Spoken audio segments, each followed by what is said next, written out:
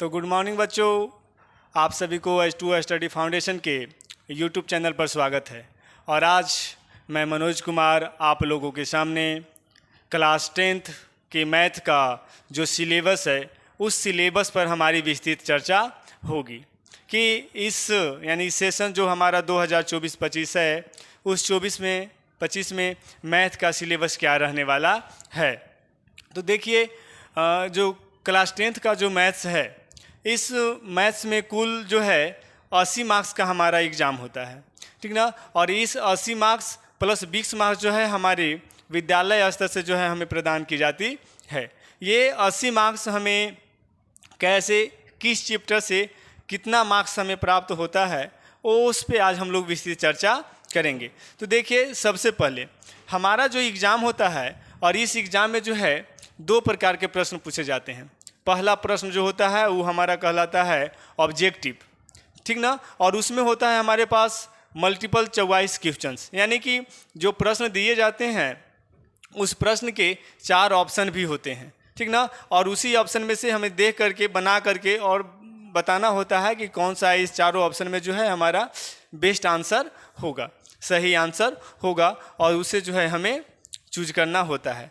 Next दूसरा जो होता है वो हमारा सब्जेक्टिव होता है, जिस प्रश्न को हमें सोल्व करना होता है। तो आइए हम लोग देखते हैं कि किस अध्याय से, किस जो है अध्याय से कितना मार्क्स का जो है प्रश्न हमारे सामने आता है एग्ज़ाम में। सबसे पहले देख लेते हैं हम लोग कि एग्ज़ाम का पैटर्न क्या है, ठीक ना। तो एग्ज़ाम का जो पैटर्न है वो क्या है कि कुल हमारे पास 2 टाइप का, यानी 2 प्रकार का जो है हमारे पास प्रश्न होता है, ठीक ना। 2 प्रकार का। इसमें क्या होता है, पहला तो होता है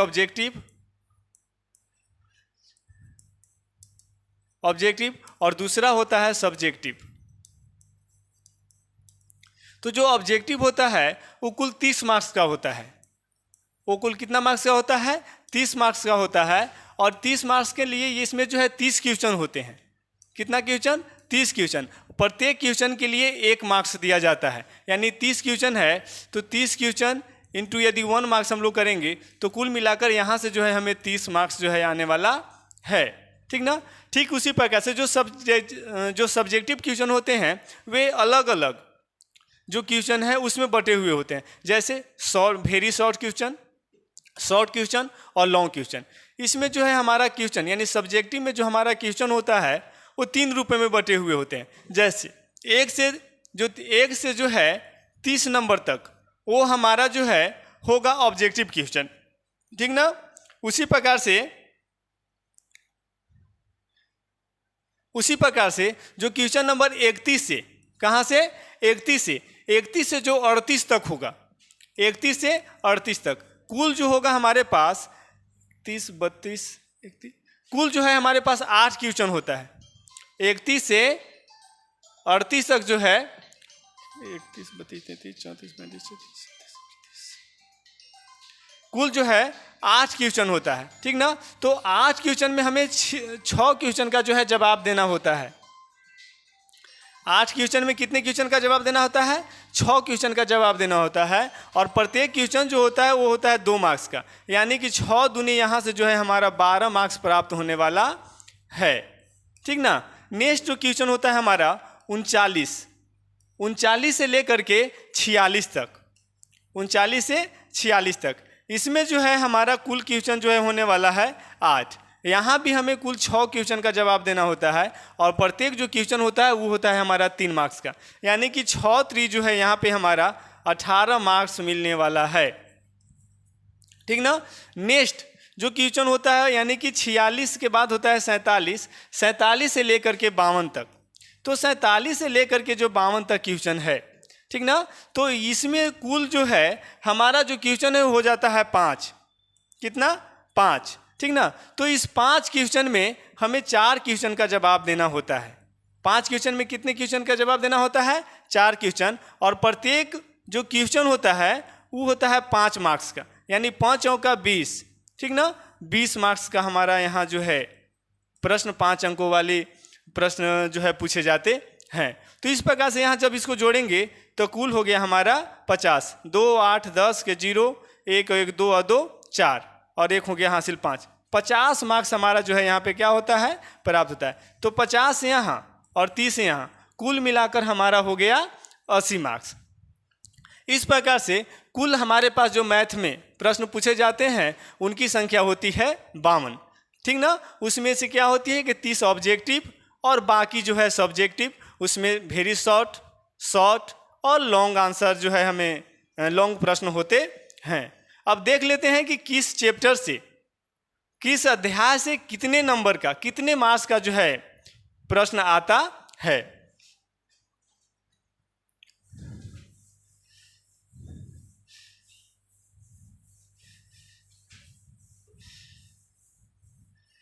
तो सबसे पहला जो चैप्टर है वो है हमारा वास्तविक संख्या। तो वास्तविक संख्याएं से कुल हमारे पास यानी कि 6 नंबर का 6 मार्क्स का जो है प्रश्न पूछे जाते हैं। कितने मार्क्स के प्रश्न पूछे जाते हैं, तो 6 मार्क्स के। जो पहला यानी कि प्रश्नावली 1.1, 1.2, 1.3 और उसकी यदि हम लोग भूमिका पढ़ लेते हैं तो यानी कि हमारा 6 मार्क्स जो है कंप्लीट हो जाता है। ठीक उसी प्रकार से जो है हमारा प्रश्नावली अध्याय 2, तो अध्याय 2 से कुल जो है हमारे जो प्रश्न में जो आते हैं वो 3 मार्क्स का प्रश्न जो है आता है। कितना मार्क्स का, 3 मार्क्स का। यानी कि जो अध्याय 2 है इसको पढ़ने पर हमें जो है कुल 3 मार्क्स जो है मिलने वाले हैं। अध्याय 2 हमारा यदि कंप्लीट हो जाता है तो अध्याय 2 के कंप्लीट होने के बाद कुल 2 मार्क्स का जो है हम लोग प्रश्न को हल कर लेते हैं। ठीक इसी प्रकार से जो अध्याय 3 है, तो अध्याय 3 में यानी कि 2 चर वाले रैखिक समीकरण, ठीक ना। तो 2 चर वाले जो रैखिक समीकरण है, इस समीकरण से हमें जो है कुल मिलाकर 6 मार्क्स का जो है क्वेश्चन पूछा जाता है। कितना मार्क्स का, 6 मार्क्स का। अध्याय 3 को पूरा करने के बाद यानी अध्याय 3 के अंतर्गत जितने भी प्रश्नावली है उन सभी को हम पूरा कर लेते हैं तो कुल मिलाकर उससे हमारा 6 मार्क्स का जो है क्वेश्चन पूछा जाता है। ठीक इसी प्रकार से अध्याय 4,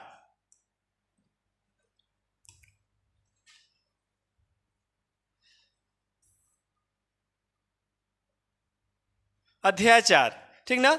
तो अध्याय 4 में देखिएगा कि अध्याय 4 से हमारे पास जो है 4 मार्क्स का प्रश्न पूछा जाता है। अध्याय 4 से कितने मार्क्स का, यानी कि जब हम लोग द्विघात समीकरण के बारे में पढ़ेंगे, उसकी भूमिका, द्विघात समीकरण, गुणनखंडों द्वारा समीकरण का हल, मूलों की प्रकृति, तो कुल मिलाकर इस अध्याय से हमें 4 मार्क्स की जो है क्वेश्चन को हम लोग हल करेंगे, यानी 4 मार्क्स जो है हमें प्राप्त होने वाले हैं। तो यहाँ से जो है हमें 4 मार्क्स, ठीक ना, मिलने वाला है। जब हम लोग अध्याय 4 को ख़त्म कर लेते हैं, पूरी तरह से फिनिश कर लेते हैं, तब इसके बाद हमारा अगला जो अध्याय है वो अध्याय है 5।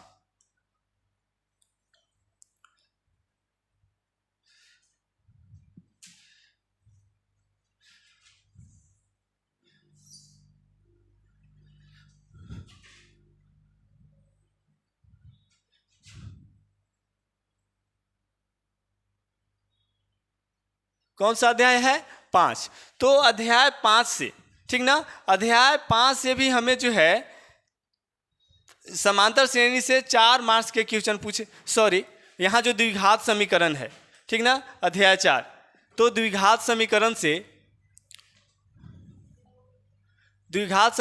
जो है यहाँ पे देखिएगा, द्विघात समीकरण से यानी अध्याय 4 से जो है कुल मिलाकर 7 मार्क्स का प्रश्न पूछा जाता है। इसे कितना मार्क्स का पूछा जाता है, तो 7 मार्क्स का प्रश्न पूछा जाता है, 7 मार्क्स, ठीक ना। 7 मार्क्स के प्रश्न पूछे जाते हैं अध्याय 4 से। इसके बाद हमारा आता है नेक्स्ट अध्याय, वो है अध्याय 5, यानी कि अध्याय 5 का जो नाम है वो हमारा क्या है, तो समांतर श्रेणी।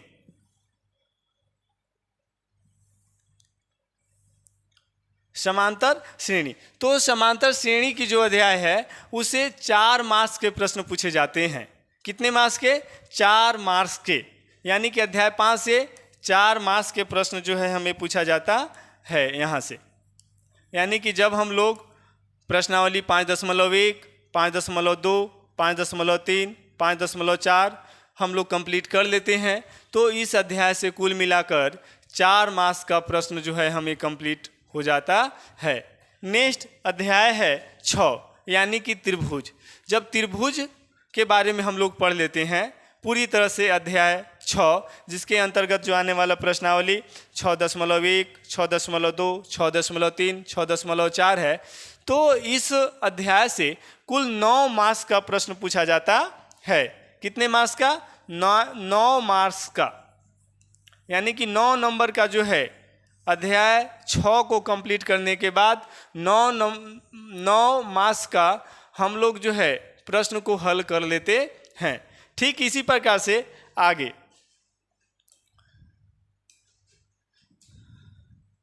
अध्याय 7 है निर्देशांक ज्यामिति। तो निर्देशांक ज्यामिति से जो है कुल मिलाकर हम लोग जब पढ़ लेंगे निर्देशांक ज्यामिति को, तो इससे जो है कुल 6 मार्क्स का प्रश्न पूछा जाता है। कितने मार्क्स का? 6 मार्क्स का, ठीक ना। कुल 6 मार्क्स का जो है प्रश्न पूछा जाता है इससे, ठीक ना। नेक्स्ट है अध्याय 8 यानी कि त्रिकोणमिति। अध्याय 8 क्या है? त्रिकोणमिति। तो त्रिकोणमिति से जो है कुल मिलाकर 6 मार्क्स का प्रश्न पूछा जाता है। जब हम लोग अध्याय 8 यानी कि त्रिकोणमिति के बारे में पढ़ते हैं, किसके बारे में पढ़ते हैं? त्रिकोणमिति का जो परिचय हो गया, भूमिका, त्रिकोणमिति का अनुपात, कुछ विशिष्ट कोणों के त्रिकोणमितीय अनुपात, ठीक ना। तो इस अध्याय को यदि हम लोग पढ़ लेते हैं, सभी प्रश्नों का हल यदि हम लोग कर लेते हैं, तो इससे जो है कुल मिलाकर 6 मार्क्स का प्रश्न पूछने वाला है, ठीक ना। कितना मार्क्स का? तो 6 मार्क्स का, 6 मार्क्स, ठीक ना। नेक्स्ट अध्याय जो है हमारा है क्या, देखते हैं। वो है क्या? अध्याय 8 हो गया 9, अध्याय 9 जिसको हम लोग बोलते हैं height and distance, height and distance. तो इसे भी कुल मिलाकर 6 मार्क्स का प्रश्न पूछने वाला है, ठीक ना। यानी कि एक इसे में जो है लंबा क्वेश्चन आ सकता है 5 नंबर का, और इसके बाद एक शॉर्ट क्वेश्चन भी आ सकता है। यानी कि कुल मिलाकर हम लोग जब देखेंगे तो इस प्रश्नावली से, यानी कि प्रश्नावली 9.1 को जब हम लोग पढ़ लेंगे, अध्याय 9 जब पढ़ लेंगे, तो कुल मिलाकर 6 मार्क्स का प्रश्न हम लोग जो है हल कर लेंगे। कितना मार्क्स का? तो 9 मार्क्स का, 6 मार्क्स का, 6 मार्क्स का जो है हम लोग यहाँ पे प्रश्न को हल कर लेंगे। नेक्स्ट आता है हमारा प्रश्नावली 10, अध्याय 10, प्रश्नावली 10.1, 10.2। तो जब हम लोग प्रश्नावली 10.1 पढ़ेंगे, 10.2 पढ़ेंगे, तो अध्याय 10 से कुल मिलाकर 3 मार्क्स का जो है हमें प्रश्न आने वाला है। कितना आने वाला है? 3 मार्क्स का, 3 अंक का जो है हमें इस अध्याय से प्रश्न आने वाला है। वही जो है पुनः अध्याय जब हम लोग 11 में आएंगे, ठीक ना, तो 11 यानी कि वृत्त की जब हम लोग रचना वगैरह करेंगे, कंस्ट्रक्शन करेंगे, तो इसे भी जो है कुल 3 मार्क्स का ही प्रश्न आने वाला है। कितना मार्क्स का? 3 मार्क्स का।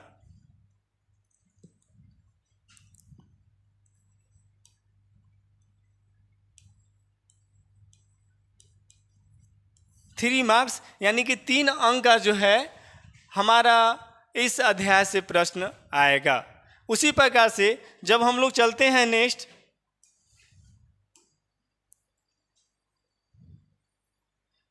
अध्याय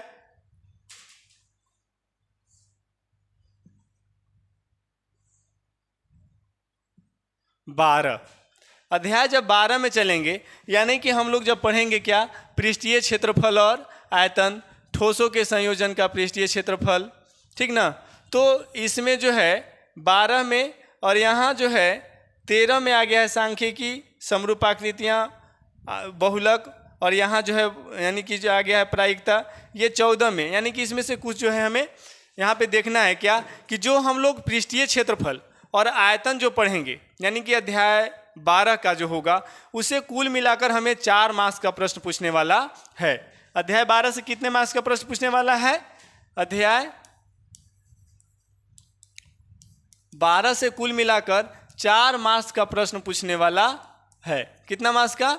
4 मार्क्स का, यानी 4 मार्क्स का ही सिर्फ अध्याय 12 पढ़ने पर हमें 4 मार्क्स का जो है क्वेश्चन आएगा। उसी प्रकार से जब हम लोग अध्याय 13 पढ़ेंगे, यानी ठोसों के संयोजन का आयतन, ठोसों के संयोजन का पृष्ठीय क्षेत्रफल जब हम लोग पढ़ेंगे, तो इससे कुल मिलाकर 6 मार्क्स का, यानी कि हम लोग जब इसका पढ़ेंगे, यहाँ से जब पृष्ठीय क्षेत्रफल जब पढ़ेंगे उसका, तो इससे 4 मार्क्स का, और यहाँ से ठोसों के जब पढ़ेंगे तो इसे 6 मार्क्स का प्रश्न जो है आने वाला है। कुल मिलाकर यहाँ से जब हम लोग क्षेत्रफल जो है कंप्लीट कर लेंगे, ठोस का जो दिया हुआ रहेगा उसका आयतन वगैरह, पृष्ठीय क्षेत्रफल वगैरह, तो कुल मिलाकर उसे 10 मार्क्स का प्रश्न पूछने वाला है। ठीक इसी प्रकार से जब हम लोग सांख्यिकी पढ़ेंगे, स्टैटिस्टिक्स पढ़ेंगे, तो सांख्यिकी या स्टैटिस्टिक्स पढ़ने पर कुल मिलाकर उसे 7 मार्क्स का प्रश्न पूछने वाला है। यानी कि जब हम लोग स्टैटिक पढ़ेंगे सांख्यिकी, तो यहाँ से 7 मार्क्स का प्रश्न पूछने वाला है, 7 मार्क्स का प्रश्न जो है पूछने वाला है। ठीक ना। और जब हम लोग प्रायिकता पढ़ेंगे, यानी कि अध्याय जो है लास्ट हमारा होगा, जिसमें यहाँ पे 14 है, ठीक ना, तो अध्याय लास्ट यानी कि प्रश्नावली जब हम लोग पढ़ेंगे, यहाँ पे देख रहे होंगे प्रायिकता, तो प्रायिकता से जो है हमारा 4 मार्क्स का क्वेश्चन जो है आएगा। कितना मार्क्स का? ठीक ना, 4 मार्क्स का, यानी 4 अंक का जो है हमें यहाँ से क्वेश्चन पूछा जाएगा। तो इस प्रकार से आप लोग जब देखिएगा तो कुल मिलाकर आपके पास जो कुल मिलाकर जो है यहाँ पे कुल मिलाकर आपका 80 अंक होगा। ठीक ना, 80 अंक होगा। और इसे जो हमारा प्रश्न पूछा जाएगा, प्रश्नों की कुल संख्या जो होगी, प्रश्नों की कुल जो संख्या होगी वह होगी 52। कितनी होगी? 52 होगी। ठीक ना। इसमें से हम पहले भी बता चुके कि प्रश्न संख्या यानी क्वेश्चन नंबर 1 से लेकर के क्वेश्चन नंबर 30 तक आपका क्या होगा? ऑब्जेक्टिव होगा। यानी कि ऑब्जेक्टिव कहने का मतलब क्या है कि इसमें आपको क्वेश्चन दिया हुआ रहेगा और फिर उसके जो है 4 ऑप्शन दिए हुए रहेंगे, और चारों ऑप्शन में से जो आपका सटीक यानी सही आंसर होगा उसे जो है आपको चूज करना है और लिखना है, जो कि कुल 30 प्रश्न होंगे इसमें। ठीक ना।